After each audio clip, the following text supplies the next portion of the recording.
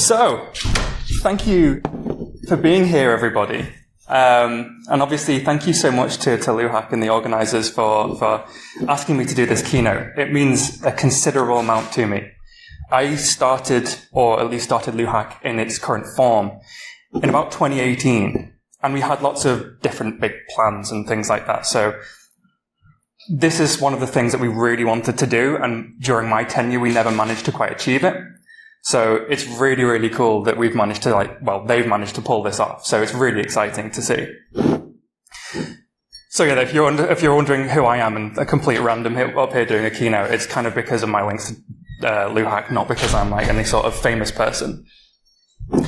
So I'm Rick. I'm a senior security researcher at Orange Cyber Defense. So I've stayed in research, but I'm not in academia. It's a very similar kind of thing, but much less constrained in a way and completely non-commercial.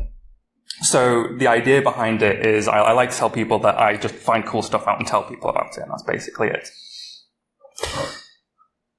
So normally I'd speak about operational technology research and I'd have some really structured talk and I'd be basing everything off of a paper. And today, I'm kind of like eating my own words when I've always mocked keynotes for not being quite what they should be, and people just using the spotlight to talk about themselves.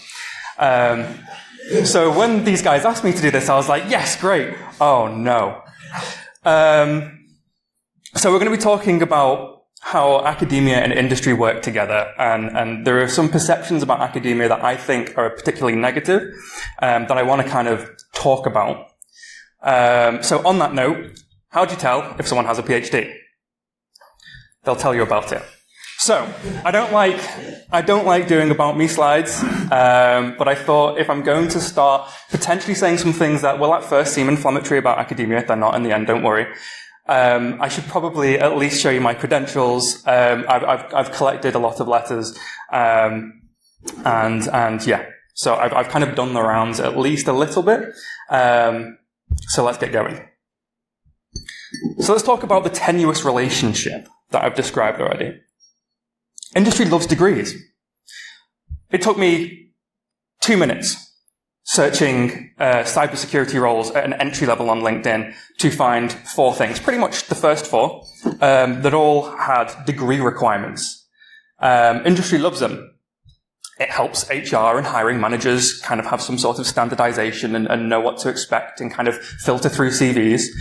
And depending on the university, it could imply a certain skill set, strengths, weaknesses, depending on the course. I'm not saying elitism, I'm saying certain courses focus on certain things. And this started out probably about 15, 20 years ago, when cybersecurity roles started to be a bit more formally defined.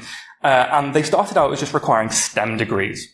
But now what you'll see is they require pretty much specifically like cybersecurity, maybe computer science sometimes. Which is quite weird, because at the same time, industry hates degrees. You can't move on social media without seeing someone complain of the requirements of a cybersecurity degree going into industry, whether that's in an entry-level role or a role that requires 10 years experience. And it does seem a little bit far-fetched, and it's kind of a little bit gatekeepery because there are plenty of pathways in. But we're talking about academia here today. So, the kind of complaints you'll get are, you can do cybersecurity without a degree, correct? Degrees aren't good. That's a bit of a tenuous one. And juniors should work in the IT help desk for like 5 years before going into cybersecurity, which will build some cool experience. That's great, but that's just as gatekeepery as requiring a degree. But just to kind of prove this point, even Rishi agrees with this. Hilariously, this was literally posted about 5 minutes before I started looking for these screenshots. It couldn't have been more perfect. So I kind of felt like the world was on my side for this point. So yeah. One of the interesting things about this and why this may be an issue is cybersecurity is quite new to academia and that whole like industry and academia thing. So if we look back, the first cybersecurity degree that I can find, I might be wrong, was at Royal Holloway in 1992, and it was a master's, and it wasn't cybersecurity, it was like information security or something. I didn't really look too hard. Compare that with computer science, and the first degree was from Cambridge. Again, as far as I know, this might have been completely wrong, but in 1953 from Cambridge, which, as you can see, is a massive difference between them. So relatively, cybersecurity degrees are quite modern. Now, if we compare that as well with the number of universities that now offer cybersecurity degrees, especially with the NCSE having accredited centres of excellence for cybersecurity education, there's 15 of them now, gold and silver, it looks a little bit like a bandwagon because universities are all jumping on it, but it's not necessarily the case. If you speak to people that are kind of senior in industry, perhaps those that haven't got any formal education, and that's absolutely no disparagement to them, it's just some more senior people don't. They just kind of went in through perhaps an IT job or a local hacking scene. They will typically go down this path of degree requirements are gatekeeping. However, it gets a little bit anti-academic the more you find this rhetoric. And people start to kind of like complain a little bit more than just saying it's gatekeeping and then start to say, degrees are rubbish and blah, blah, blah. And it kind of starts to get a little bit nasty. And I think that hinders progress. And no matter what way you look at it, academia gets a bad rap from industry in that kind of respect. And I think there are a couple of reasons why. So let's have a look.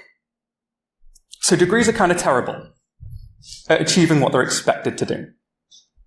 So there's been a bit of scope creep in the expectation for degrees over the past couple of decades. These are totally ChatGPT generated. I couldn't find actual pictures that I liked, so sorry about that. A long time ago, the intention of universities wasn't to do what it does now. It was essentially a place for intellectuals to join and further their knowledge and speak with other intellectuals and kind of study in that way. But now what we're seeing is essentially degree factories that are expected to prepare students for a vocation that is just dependent on the course that they do. And that's really challenging with cybersecurity, particularly so. So if we go back to speaking to the old guard and the people that don't have formal education, that kind of thing, what they'll tell you is the most important thing isn't an education, it's experience. And during my PhD, I was actually doing interviews with risk assessment practitioners, and I was trying to do work on quantitative risk assessment, and everything they kept telling me was everything was about experience and intuition, which was an absolute nightmare, obviously. But to understand why that's kind of an issue, we need to kind of go a little bit further back. So we need to take a trip back with Michael Polanyi, who was a British-Hungarian chemist, economist, and philosopher. In 1958, he wrote a book called Personal Knowledge Towards a Post-Critical Philosophy. Totally forgot what it was called. And he was talking about the different types of knowledge that you encounter. And one of the particular types of knowledge that he crystallized in his 1966 book was tacit knowledge. The book was called The Tacit Dimension. And if we actually look about what tacit knowledge is, it kind of starts to become a bit more clear why experience being the prime requisite for cybersecurity is quite a bit of a problem for people entering the field. Tacit knowledge is intuitive. It's contextual. And it's knowledge that's gained from experience. It's really hard to codify, and it's really hard to write down, and it's really hard to tell someone about. An obvious example is something like riding a bicycle. That's a physical task, but also there are tasks that aren't physical. So this could be all sorts of things that you could probably think of in cybersecurity where, for example, risk assessment, where essentially it's kind of like sticking your finger up in the wind and guessing. So he has a cool quote saying, "You know more than you can tell, because we can't tell everyone the knowledge that we have." And as I said before, everyone seems to deem experience the most important thing for cybersecurity, but how do we disseminate this tacit knowledge? So the good part is, in my opinion, is if we bring it back to degrees that are expected to prepare students for specific work, we do find that that's a particular challenge in disseminating this tacit knowledge. But fortunately, most degrees stick to what they actually do best, which is the explicit knowledge. And they build this foundation of this theory. And yes, there are labs and coursework on degrees and things like that, but they kind of are more putting that theory into practice than they are necessarily practicing the theory. As well, you'll have certs and courses that are particularly a bit more practical, but they don't really put you through the ropes time and time again enough to really generate that experience. It's kind of, again, just doing things one at a time in a row. Now, this isn't all to say that cybersecurity education is pointless. Not degrees, not certs, nothing. I think they're all really, really good. What they do well is they build these foundations and they build this theory that are absolutely crucial to then layer on that experience, that tacit knowledge. So the next kind of issue, complaint, is degree syllabi aren't comprehensive. So, tied to the scope creep that we experience as well, and expecting to prepare students for specific vocations, is this expectation of a comprehensive knowledge, a really broad and deep knowledge of everything that they should be prepared for to then just go straight away and work in industry. And because of this expectation, academia gets criticized quite a lot in their supposed lack of comprehension on comprehensiveness on certain topics. And it's typically kind of just more like, oh, certain buzzwords aren't explained. The latest buzzword that came out last year isn't on a specific course, or the latest tools aren't used by students. And that's already difficult because of the tacit knowledge kind of issue that we're facing, but there are a couple of other things to consider as well. Now, academics frequently get the blame here, and having almost been an academic myself, narrowly avoided. Academics typically aren't teachers. They're not supposed to be. They're not intended to be. They're typically researchers. They want to kind of do research. Unless you're in very specific universities, the main idea about that career is research. What's more is that career progression can hinge entirely on research, even if teaching is 40-50% of the job. Which means that in recent years, when we've seen academics inundated with teaching workloads, for example, the research, that inundation of workload is just unbelievably stressful to both do their own job, do their teaching, and also keep their teaching up to date with what is expected of them. What's worse is the research doesn't build the tacit knowledge of industry practice like you maybe would hope or expect, because there's fundamental differences between researching something that is particularly futuristic and far in the future and something that is happening right now in industry. So what this all culminates in is massive time and expertise challenges that are just placed solely on lecturers in universities to teach the next generation of students everything that they need to know to essentially be a senior in an organization is what they're expected to be in lots of situations with a degree.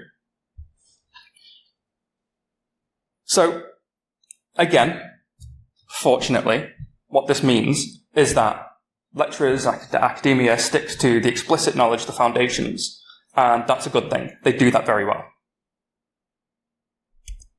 The other question about this, the other thing to consider, allows me to ask a very TED Talk style question, and I've really wanted to do this for a while, is what is cybersecurity? How do you actually define it? Like, seriously, what do you actually include in a syllabus from scratch if you're teaching a cybersecurity degree? How do you prepare these students for a job that can be unbelievably diverse? Is it right or is it wrong to make it purely technical, for example? Is cybersecurity just hacking and stopping hackers, or is there more to it? If we do just choose that those two things are what cybersecurity is, what do we call everything else? Because there are many more things in the field than just that dichotomy. If we do consider the others, we need to start accepting that cybersecurity is indeed, as you've probably seen from certain degree courses, extremely multidisciplinary. And unfortunately, the technical people, the very specifically technical people, don't really like to admit that. But consider other things. Risk is not really technical at the end of the day. It's more a business processes thing. International relations as a big field in cybersecurity has very little to do with actual technical application. Criminology, understanding why cyber extortion and ransomware happens. That's really important to know, and especially if you want to stop it properly and not just do constant takedowns of the same people that keep spinning up different groups. And these are all really important things to understand for someone that wants to go into a cybersecurity job, because they might not necessarily want to just go into cyber threat intelligence or penetration testing. They might want to go into something that is a little bit less technical. What I'd posit is that actually cybersecurity has struggled because these non-technical parts of the field have just very seldom been placed on the agenda. So, a final rhetorical question to you, and if you have ideas, come speak to me afterwards. What actually should go in a cybersecurity syllabus? What priorities should there be? What should you prioritize first? What would you put in each individual year, 3 or 4 year degree, for example? And how would you structure that? Now, I want to then talk about how you can possibly alleviate these issues, both from a student perspective and from an industry perspective. I'm going to rely, at least for a little bit, a lot on my own experience here, especially because this is a LUHAC conference. I wanted to focus first on societies and hacking groups and things like that. LUHAC was accidentally a blueprint for solving these kinds of issues. It kind of started out as a ploy that I basically put together to make friends at university. And that did actually work, and more. I'm now friends with the next generation of LUHAC as well, and it's really, really cool to see it grow and evolve. What we did was we began by teaching a very explicit syllabus ourselves. Every first semester of every year, what we did was we had a zero to hero pen testing style kind of thing, where we would teach people from everything from recon and enumeration all the way up to things like infrastructure hacking, web app, and start reversing and things like that. With this, we built on our infrastructure every year as well. We started to actually try and expand on this. So we started with some absolutely terrible little desktop that we cobbled together from random pieces that we found in the office.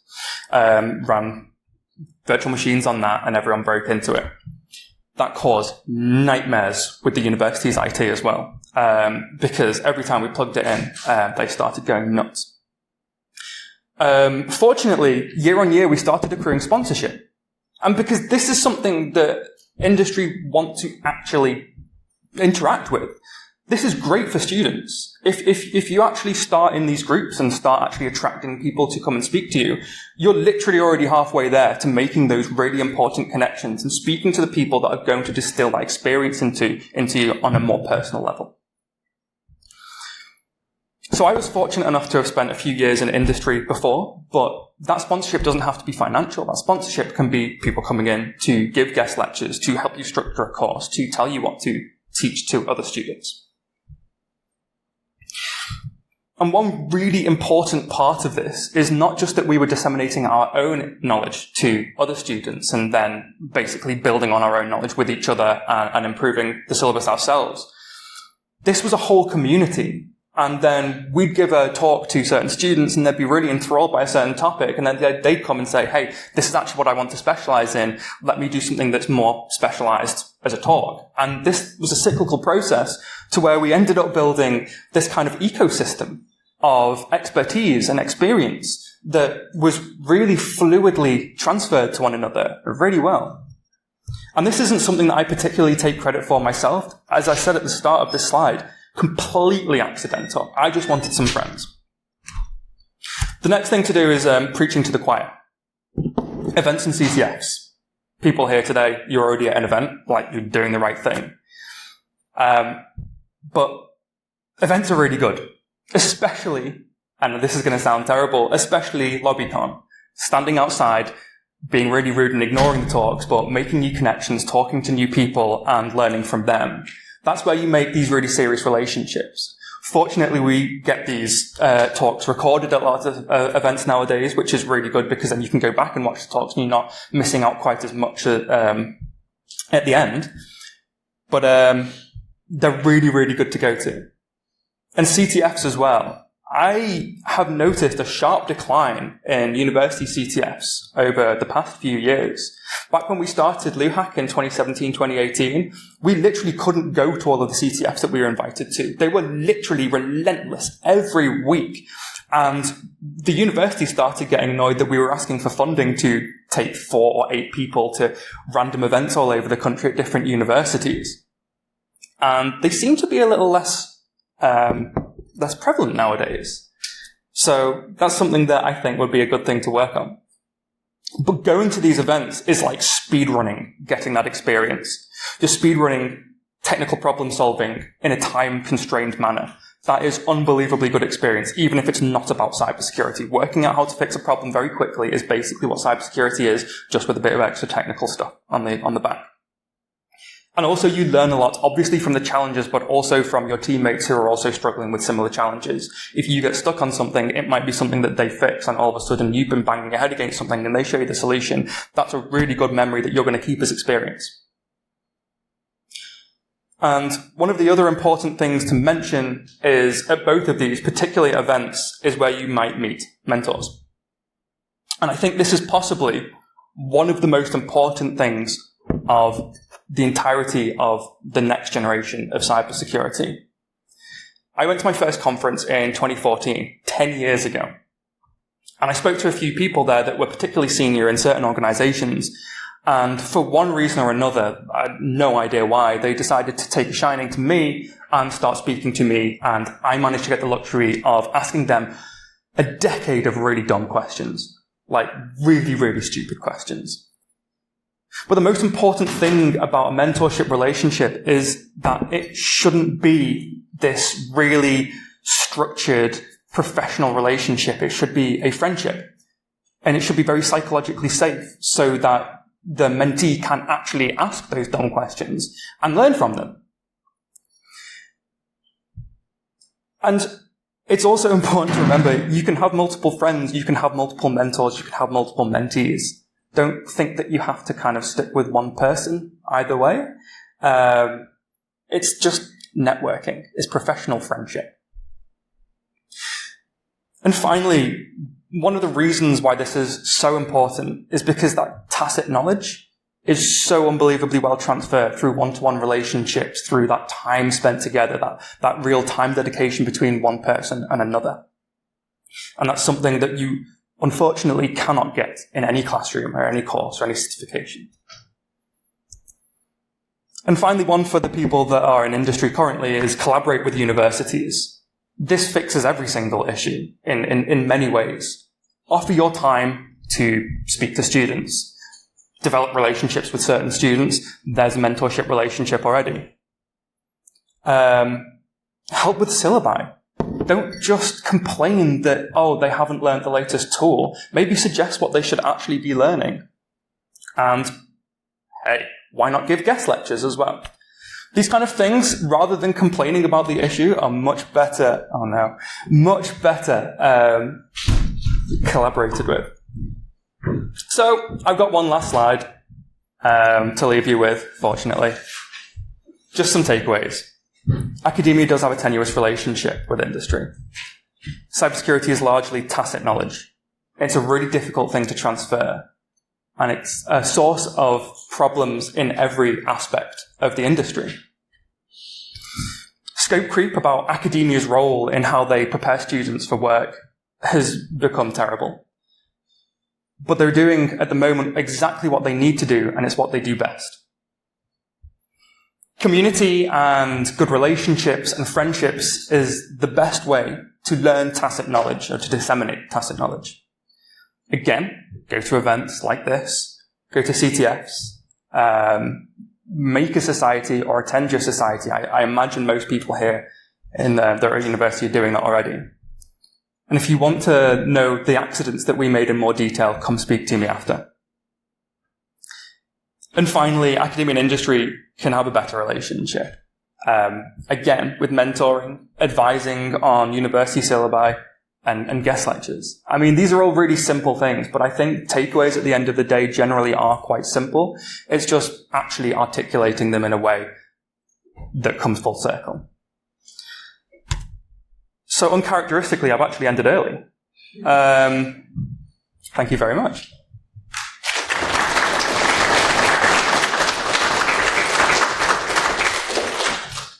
I don't know if you do questions for this, or does anyone have any questions? Yes. Good. No questions. Go on. What do you think the hazards are of a relationship between industry and academia? Because someone who's been in industry for a while, I wouldn't want industry advising anything, to be honest. Because it's very driven by, as you implied, industry in general is very driven by, like, oh, this thing right now. If you're dealing with, like, an academic course where people will be studying for like 3 or 4 years, that thing will be out the window by the time they leave the course. So, yeah. do you perceive there's any hazards to taking advice from industry? Absolutely. So, one of the things that I think I think university is fantastic at, and there's a magic to course design, is not falling into those short-term pitfalls. And sometimes courses will look a bit weird, and you're like, why is this expressed in a certain way? And it's to generalize things in a certain way that allows it to essentially have that longevity, so that it actually works. It's not a case of industry coming in and going, you need to teach people a specific tool because that's what I'm putting in at my clients right now. It's more a case of, this tool is of a new class of things that is likely to be, a completely new paradigm, and it's something that you should consider teaching as a generalized thing. It may just be like 1 hour's lecture, but it may be something that is so unbelievably important that it requires an entirely new module for an entire semester. So I think there are hazards, and I think there needs to be moderation from both parties in that respect. Because, again, if people designing courses, academics designing courses, just take things blindly or don't have the experience to know that certain things are just buzzwords that are going to be gone by the next conference cycle, for example, that is generally a terrible idea. But it's like everything, in moderation. Go on. So you play both sides of the game, right? Mm-hmm. The industry. So one of the interesting things I'm just really noticing now is a reticence within industry to go the other way, to accept advice from academia, particularly as the academic research around cybersecurity increasingly matures. So, what's your view on industry's approach to accepting not the student base, but the research and knowledge base that we generate?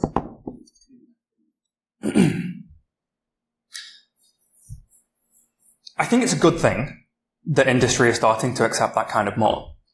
But I also think, again, it's basically the same question, but in reverse. Things have to be taken with moderation. There are there's a huge amount of academic research that goes on constantly, and a lot of it ends up being nonsense, like my own work included, as you probably know. But in seriousness, a lot of it is impractical. It's very difficult to either convert into an industry setting, or it's maybe not ready yet. So it takes, again, that collaboration to understand certain points. I believe there's a term for it. Is it something readiness or whatever it is? Yeah, technology readiness. That was it. So it's more to do with that technology readiness, I guess. But yeah. Sorry. Go. Sorry, great talk. Thank you very much. Thank you. I think what perhaps was missing a bit for me, at least maybe from the academic point, or one of the values of doing a degree in community university is around skills. It's not necessarily all about knowledge, right? There are sort of skills that you learn as a student. So we're all busily now, as academics, kind of on the third-year project vibes, where students have had to do time management, be resilient, learn new skills from a research point of view. It's not necessarily sort of hard knowledge, tacit knowledge that the sort of. That is though. It is tacit knowledge. Being able to do that is born of experience that they've experienced. Yeah, and so yeah. But I guess it's not cybersecurity tacit knowledge. It's correct. It's sort of critical thinking skills. It's time management. These are sort of broader skill sets that I think ultimately you want from a cybersecurity professional, even if they're not sort of craft or the art or the tacit knowledge of the cyber. I think that's kind of super important to get across. I think because and the university is a very safe space to do that. A relatively safe space, I would say, in comparison to the industry. Because you're allowed to, sort of allowed to fail, right? No, I completely. And I think as in yourself, you did your masters and PhD, right? There's a sort of, you develop as an individual, you develop new skills, you develop resilience, you become self-driven, these sort of skills that you get from going to university, which are not necessarily stuff that on your first day on the job you can kind of say, okay, I'm be a tier 1 SOC analyst, but you'll have a set. You'd be there better placed, I think, than what you would be perhaps in the English university. Yeah, to give the academic answer to that question, that was out of scope of the project. But no, this was very much focused on specific described pitfalls that I didn't think really were there. And that's why I spoke about that. But you are 100% right. And if I do have a conversation at a longer length with someone and they talk about the benefits of academia, those non-subject skills are something that I think are genuinely really important. And it's one of the things, specifically doing a PhD was unbelievably valuable to me. Those things that weren't about what I was actually doing for my work. It was the things of how I did the work and learning a lot about yourself in the process. But yeah, completely agree. The other day, somebody mentioned this idea of the art of cybersecurity. Instinctively, I got a little bit sick in my mouth. I guess is that sort of synonymous with tacit knowledge? I think so. Right. I think there are obviously different areas and different things, but yeah. I think a lot of the kind of the experience-driven things, a lot of the kind of the intuition and the how to react to certain things and how to express certain things does come from like almost an art form that you kind of practice and learn. But at the same time, it is a science most predominantly, like the underlying things. Like I think one thing that people say is you don't have to be technical to be in cybersecurity, which is absolutely fine, but do not forget that the absolute fundamental feature of cybersecurity is the cyber, which is digital, which is technical. So it still does build on, if no matter what you're talking about things that are technical, even if you are doing it from a non-technical perspective. Nice. Cool. Hey. Hey, I wanted to ask how you found it. Get a job after a PhD going into industry, because I know in a lot of fields there's an element of you have a PhD, so you're too rooted in academia, you're going to want too much money because you're too into physics, like your demands are too high. So essentially, how does that work? It's like, did you find the same thing, or is it actually? There's a weird mix. Like, obviously everything's going to be a spectrum, but there's a weird mix, and some people will be super anti-academia, like the people that I've kind of mentioned that like have problems. And typically what you find is they don't actually understand what you've done in a PhD. Like the amount of people that are going, oh, you've just spent more time in lectures. And it's like, there are no lectures. I gave lectures. Like, I didn't go to them. Like, it's really difficult to explain that, no, this is like, it's essentially a job where you get paid to do research and you're just a junior researcher. You're like an apprentice researcher, essentially. And communicating that to certain people is just like hitting a brick wall. Like, no one cares. If they have a problem with academia, they don't care about it. Other people, on the other hand, place massive value. If a consultancy wants to have you with your doctor title and an email signature to look good in front of clients, that is a selling point to them. So they do actually like it. But yeah, it's kind of a weird one because I did some research in operational technology before finishing my PhD and ended up doing operational technology work, which the skill set is quite rare. So I found it quite easy to an extent of just moving into that role just because there was less competition.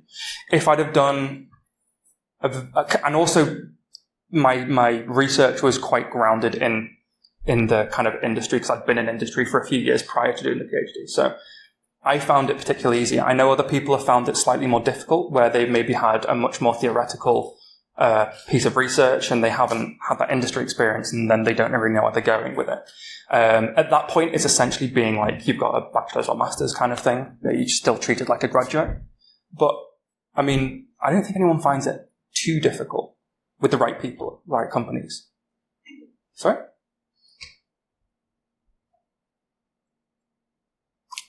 We done? Cool. Thank you very much.